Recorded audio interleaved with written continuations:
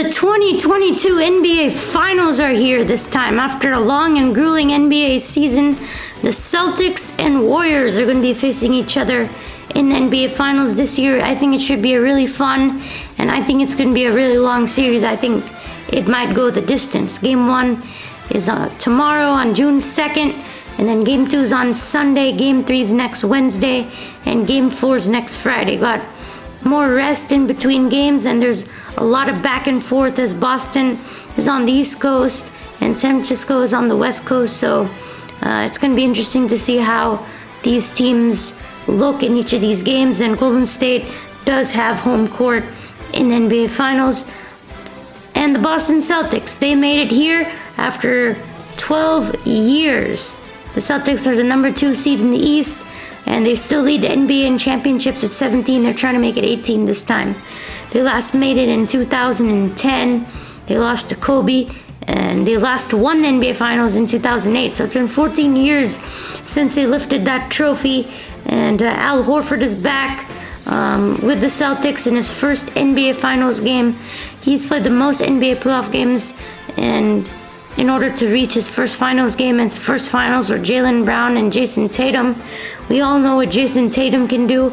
Has just been outstanding throughout these playoffs. The Eastern Conference Finals MVP, 27 points per game in the playoffs, with had 31 points in Game 4, 26 in Game 7 to close out the Heat, and he had 46 in Game 6 in Milwaukee. The Celtics have gone on a historic run so far in the playoffs. They beat the Nets, so Kevin Durant and Kyrie Irving, they swept them in 4. And they beat the Bucks in 6 in Boston. And then they went into Miami and beat the Heat in 7 games. It's already one of the greatest runs in the playoffs. And this would probably be maybe considered one of the best of all time if completed. And they indeed beat the Warriors.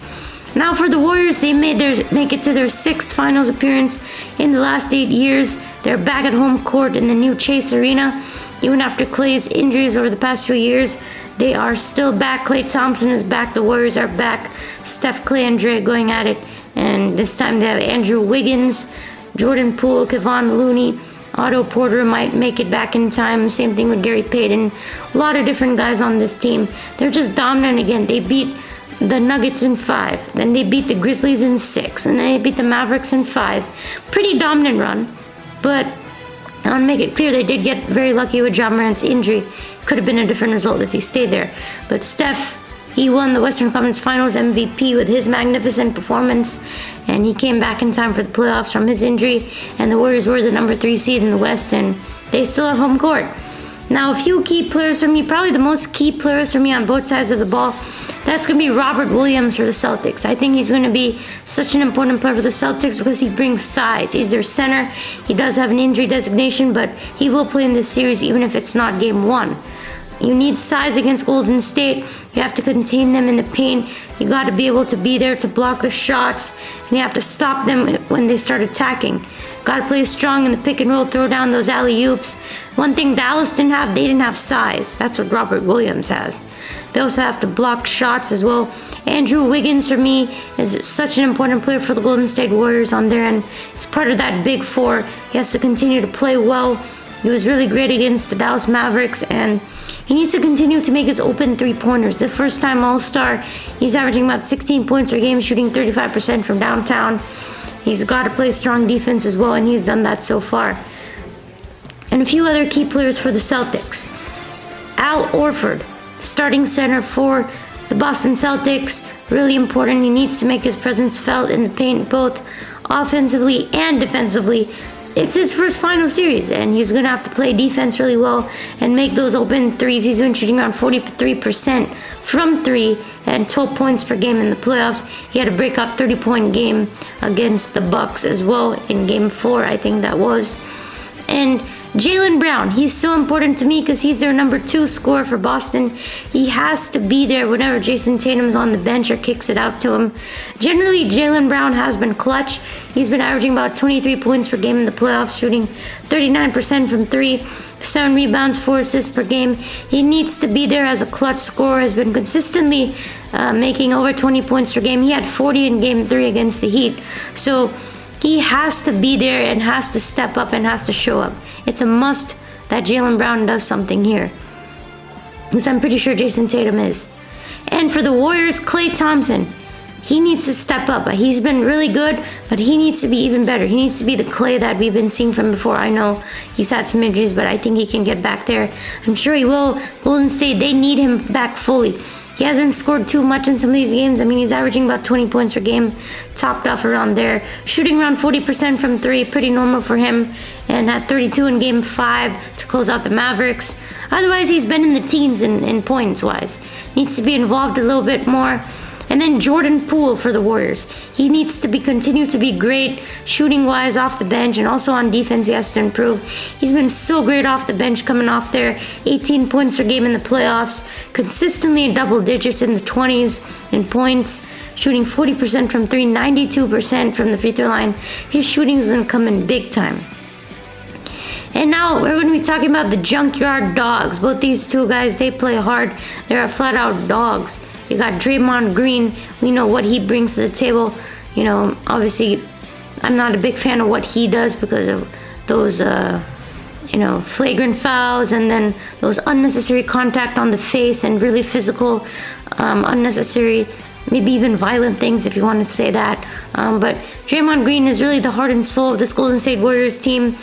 If he just is so great at finding the open guys and making plays happen. He's gonna have to do that. He has all the experience. He knows what to do, and I'm sure he's gonna make stuff happen. The Celtics really need to try and stop his playmaking ability and get the ball, force it out of his hands, make him get some turnovers, and just force him to make jump shots. And then Marcus Smart, same thing for him. Again, life and soul of the Boston Celtics. He's going to play some really strong defense inside. I feel like these two are going to make it a pretty physical series, and I think that's going to be fun to watch. But Marcus Smart got to make his open shots, and for some reason the Celtics, they cannot allow Marcus Smart to have the ball at the end, because whatever happens, he just screws it up at the end. It just cannot happen. Please, if you're the Boston Celtics, don't do that. But yeah, I think it's going to be fun to see how these two play defense inside. And here are my keys for a Celtics win in the NBA Finals for them to win this trophy. Don't stop attacking the paint. They got to keep attacking the paint. You can't just keep settling for a three. That's a mistake a lot of NBA teams make against the Golden State Warriors. Got to keep attacking. Of course, play physical defense. I think that's pretty obvious, but you got to keep Golden State right in front of you. You got to know what's happening. Got to keep Draymond Green right in front of you. See what's going on, because a lot of teams look at us in such confusion when Golden State starts to go fast. And for the Celtics, use a lot of ball movement. A lot of teams like the Rockets use ISO back a few years ago. The Mavericks did a lot of that. You got to get ball movement. You can't just let the shot clock go from 20 to 0 with one person dribbling over and over. You got to get some ball movement. Make them play defense. And for the Warriors, keep playing their physical defense. They've done a great job defensively on their end. Got to take advantage of turnovers. This Warriors team does a great job of that. They take advantage of every single mistake, and they need to continue to do that. And they got to play fast. That's pretty much what the Warriors do. That's what they're known for. They play fast in transition. They come off the court. Draymond Green whips it over outside, either to Steph or Klay for three, and they just shoot it. So they got to continue to play the way they have, and they'll be fine, honestly. And now it's time for my NBA Finals prediction, the moment you've been waiting for. Here we go. I have the Celtics taking it in 7 games. I believe the Celtics match up really well to the Warriors in terms of size, in terms of scoring, in terms of defense. I'm pretty sure it is going to go to 7. Again, I'm not really sure, but I'm taking a chance on the Celtics here. I'm feeling them right now. Initially, I was thinking Warriors in 6. I think that's what a lot of people are doing right now, but I understand that the Celtics, they've gone on back-to-back 7-game series against the Bucks, against the Heat. That's tough. But I think Jaylen Brown and Jason Tatum, they have the size, they have the defense, and they have the shooting to get it done and try and contain Steph Curry and Klay Thompson and the rest of the boys. I think the Celtics can contain Steph Curry. They have the tough guys inside like Marcus Smart and Robert Williams and Al Horford to limit the paint. And they can definitely slow the Warriors down in that category as well. Celtics are really strong offensively, and shooting-wise, they can definitely get it done from downtown too. And they prove they can get it done in tough environments and figure out a way in the end. They also have solid bench scoring. They can do it. They just have the players to get it done. That's just what I think. I think the Warriors are favored as well, and they'll can definitely win because of their experience, obviously, and because of their better shooting and style of play. But right now, I'm going bold, and I'm going with the Celtics to win their 17th NBA championship. 18th NBA championship. Okay, however many, whatever. But I think they're gonna get it done, and hopefully the Celtics, as a Houston Rockets fan, hopefully the Celtics can pull it off for me. So, hope you guys enjoyed this video. Be sure to hit the like, subscribe, and comment in the comment section what your prediction is, and I'll see you in the next one.